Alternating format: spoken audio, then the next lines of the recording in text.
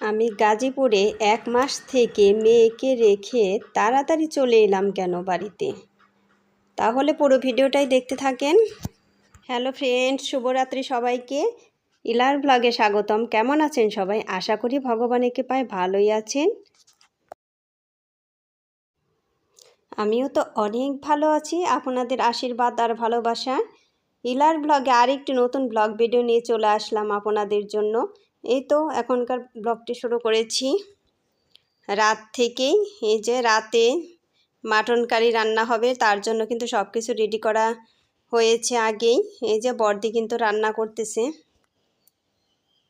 এই তো ঢাকনা দিয়ে ঢেকে এখন মাংসগুলো কষিয়ে নিচ্ছে, তারপরে কিন্তু এই দেখেন হয়েই গিয়েছে প্রায় রান্নাটা। তারপরে কিন্তু আবারও ঢাকনা দিয়ে ঢেকে দিবেন। আর আমি কালকে সকালেই বাড়িতে চলে যাব, সেই জন্য কিন্তু আজকে রাতেই মাটন কারি রান্না হচ্ছে। এখন বাজে হচ্ছে রাত 9টা। আর এখান থেকে তরকারি 1 বাটি আমার হাজব্যান্ডের জন্য দিয়ে দিবে, কারণ আমার হাজব্যান্ড আবার এই মটন খেতে খুবই ভালোবাসে, সেই জন্য কিন্তু 1 বাটি দিয়ে দিবে। আমি বেশি পছন্দ করি না। এই তো এই দেখেন তরকারিটা কত সুন্দর কালার দেখতে হয়েছে, একদমই দেখতে সুন্দর হয়েছে, আর খেতেও কিন্তু দারুণ হয়েছিল এই তরকারিটা। ওই দেখেন কত সুন্দর দেখা যাচ্ছে। তেল কিন্তু তেমন বেশি দেয়া নাই, আর এই মাটনে নাকি তেল বেশি থাকে না। আর ওই যে বড়দি কিন্তু বাটিতে ভরে দিচ্ছে, এটা হচ্ছে বাইম মাছের তরকারি 1 বাটি দিয়ে দিচ্ছে।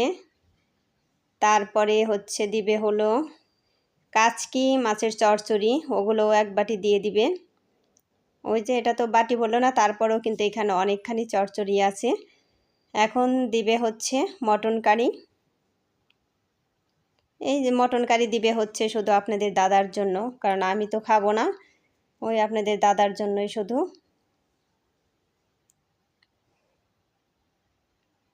এখন আরেক বাটি ভরছে, সে বাটি হচ্ছে হলো এটা হচ্ছে বড়দির ভাইয়ের জন্য দিবে 1 বাটি।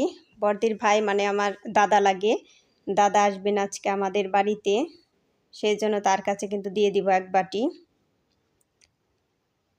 তরকারিটা কিন্তু দেখতে খুবই সুন্দর হয়েছে, আর খেতে খুবই ভালো হয়েছে। আমাদের খেতে খেতে কিন্তু 11:30টার বেশি বেজে গিয়েছিল।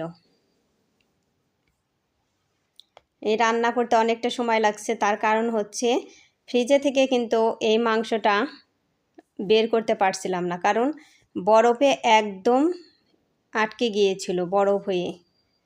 অনেকটাই ফ্রিজের মধ্যে মাছ মাংস একদমই বোঝাই হয়ে গিয়েছে, সেই জন্য কিন্তু বরফে একদম আটকে গিয়েছিল। এই তো এই যে পরের দিন সকালে কিন্তু আমরা রওনা দিয়ে দিয়েছি। এই তো গাড়িতে গাজীপুরের রাস্তায় কিন্তু এখন আমরা, এই তো আমি, তারপর শাশুড়ি মা আর ওই যে বড়দা সামনে বসেছে, এই 3 জনেই কিন্তু আমরা রওনা দিয়ে দিয়েছি। 3 জনই আসছি বাড়িতে। মেয়েকে রেখেই কিন্তু আসলাম। কি করব, মেয়ে তো ওখানে থেকেই পড়ে, ওখানেই তো থাকতে হবে তাকে। আমি গাজীপুর 1 মাস থেকে মেয়েকে রেখে কিন্তু তাড়াতাড়ি চলে এলাম। ওই যে শাশুড়ি মাও হাসতেছে, কি কি যেন বলতেছে আর হাসতেছে, আর আমি কিন্তু তেমন কিছু কোনো কথা বলতেছি না, কারণ আমার গাড়িতে কথা বলতে কিন্তু তেমন ভালো লাগে না। আমি চুপচাপ আর চোখ বুজেই কিন্তু আসছি সারা রাস্তায়, আর গ্লাসটা খুলেই আসছি, সেই জন্যই কিন্তু আমার ভালো লাগছিল। আর গ্লাস খুলে আসায় কিন্তু বড়দার একদমই ভালো লাগে না। বড়দা শুধু বলছিল তোমার জন্যই কিন্তু আমার অনেক কষ্ট করতে হলো, কারণ বড়দা আসলে তো এসি চালিয়ে আসে গ্লাস বন্ধ করে, আর আমি আবার গ্লাস বন্ধ করে কিন্তু আসতে পারি না, আমার একদমই খারাপ লাগে। গ্লাস খোলা থাকলে আর আমার কোনো অসুবিধা হয় না, সেই জন্যই কিন্তু আমি গ্লাস খুলে আসি। এই তো বাড়ি কিন্তু পৌঁছায় গিয়েছি। এখন কিন্তু এই যে পরের দিন সকালে, রাতে তো পরিষ্কার করেছি, অনেকটাই সময় লেগেছে কিন্তু আমার এই চুলা পরিষ্কার করতে, কারণ আপনাদের দাদা তো আর পরিষ্কার করেনি, পরিষ্কার করতেও পারে নাই। এইগুলো কিন্তু আমার কালকে থেকে পরিষ্কার করছি, একদমই নোংরা হয়ে গিয়েছে। আর এই যে এগুলো কিন্তু এই যে চামচ খুন্তি কাঠের খুন্তি টুন্তি যত যা কিছু আছে সব কিছু কিন্তু আমি ভালো করে মেজে নিচ্ছি, কারণ এগুলো সব কিছু মেজে না নিলে আমার তো সবগুলা দরকার না, তারপরেও যেগুলো আমার দরকারে লাগবে ওইগুলো কিন্তু ইউজ করে আবার ওখানেই রেখে দিব। সেই জন্য সবগুলো যদি আমি পরিষ্কার করে রাখি তাহলে আর কিন্তু কোনো অসুবিধা হবে না। এই তো সবগুলোই কিন্তু আমি এখন ভালো করে মেজে নিচ্ছি। এই যে তরকারির বাটি এগুলোও কিন্তু আমি ভালো করেই ধুয়ে নিচ্ছি। আর বন্ধুরা, একটা লাইক দিয়ে আমার ভিডিওটি কন্টিনিউ করবেন। আপনাদের একটা লাইক আমার ভিডিওটিকে এগিয়ে যেতে সাহায্য করবে। আর ভিডিওটি স্কিপ না করে পুরোটাই দেখবেন। আশা করি ভগবানের কৃপায় অনেক ভালোই লাগবে। আর আমার চ্যানেলে নতুন হয়ে থাকলে একটা সাবস্ক্রাইব করে পাশে থাকা বেল আইকনে ক্লিক করে দিবেন, তাই নোটিফিকেশন চলে যাবে সবার আগে আপনার কাছে। এই তো বাটিগুলো কিন্তু মাজা হয়ে গিয়েছে, এখন এই যে ধুয়ে ধুয়ে এখানে রেখে দিচ্ছি। এখানে কিন্তু একটা কাপড় পেতে নিয়েছি যাতে এর উপরে রাখলে আর কোনো অসুবিধা না হয়, জলটাও এর মধ্যেই থেকে যাবে। তা না হলে কিন্তু জলটাও নিচে গড়িয়ে পড়বে, নিচ দিয়ে কিন্তু একদম পিছলে হয়ে যাবে। আর এইভাবে রাখলে কিন্তু জলটা নিচে যাবে না, এখানেই থাকবে।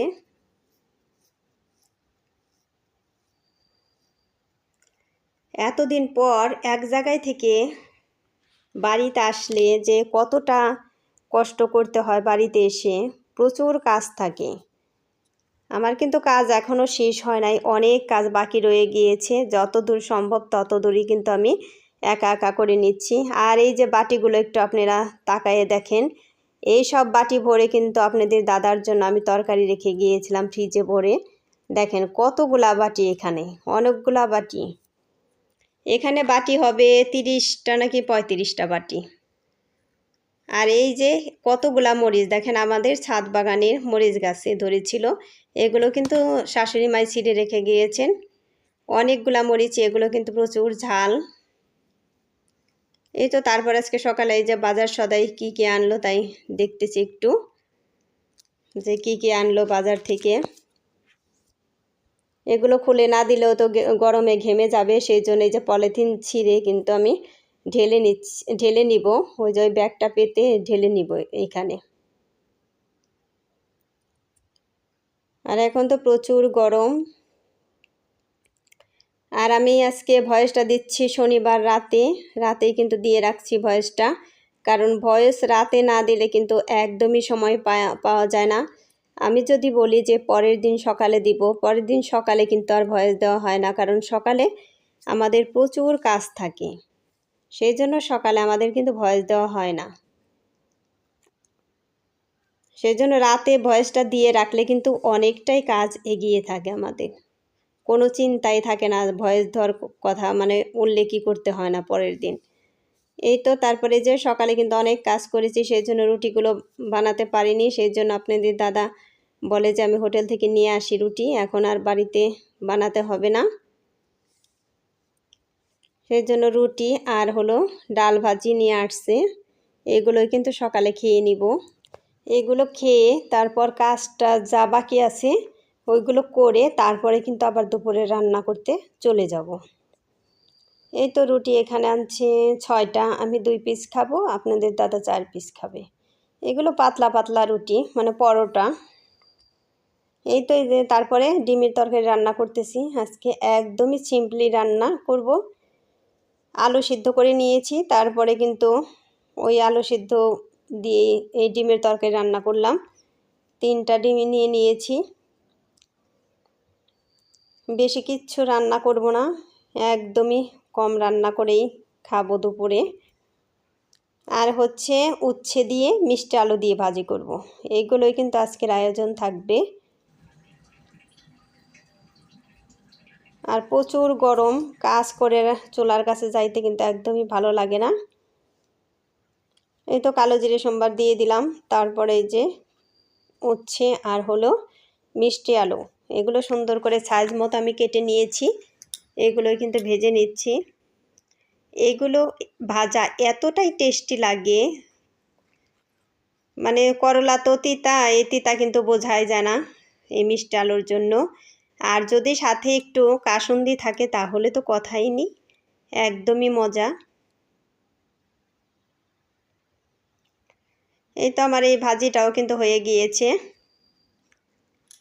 আর বন্ধুরা, যারা আমার চ্যানেলে বন্ধু হতে আসেন তারা কিন্তু কখনোই নাম্বার দিয়ে বন্ধু হবেন না, নাম্বার উল্লেখ করবে না। কারণ যারা নাম্বার উল্লেখ করবেন আমি কিন্তু তাদেরকে সাপোর্ট করব না, একদমই করব না।